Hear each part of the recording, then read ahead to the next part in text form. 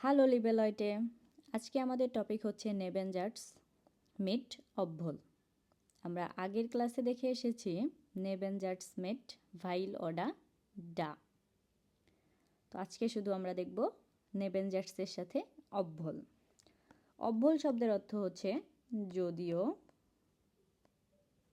বা তবুও।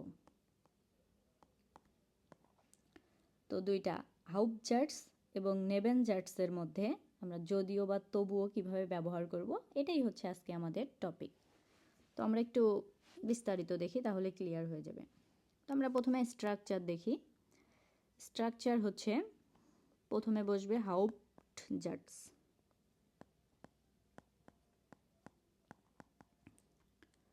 কমা হবে, তারপর অবভোল প্লাস নেবেনজার্টস।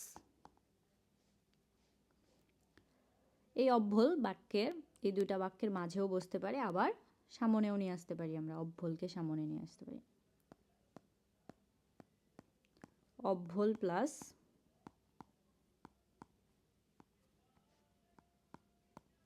নেবেনজার্টস কমা প্লাস হাউপটজার্টস।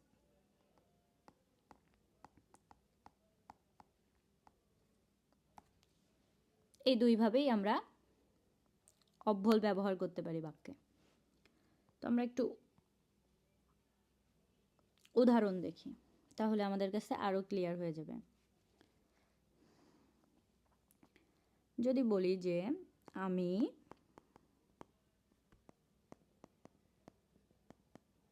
বাহিরে যাচ্ছি, যদিও বৃষ্টি হচ্ছে।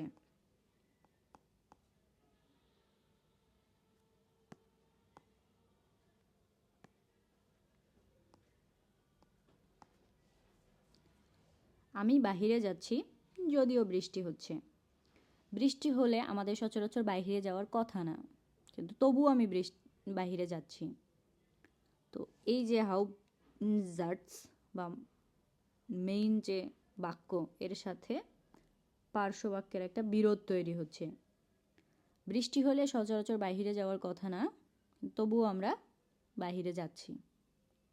তো এই জন্যই বোঝায় যে অবভোল দ্বারা বিরোধ বোঝায়, দুইটা বাক্যের মধ্যে বিরোধ বোঝায়। তো এইটাকে আমরা একটু ট্রান্সলেট করি। প্রথমে আমরা মেইন বাক্যটাকে ট্রান্সলেট করি। আমি বাহিরে যাচ্ছি, ইস গেহে রাউস। অবভোল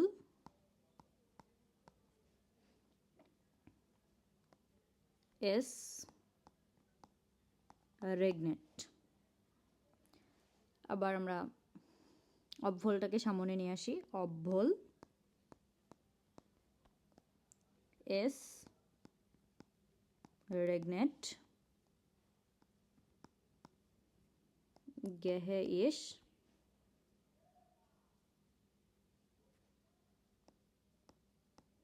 রাউস। অবভোল এস রেগনেট গেহে ইস রাউস, আর ইস গেহে রাউস অবভোল এস রেগনেট। আমরা অবভোলকে মাঝে বসিয়েছি, একবার একবার সামনে বসিয়েছি, দুটাই রাইট।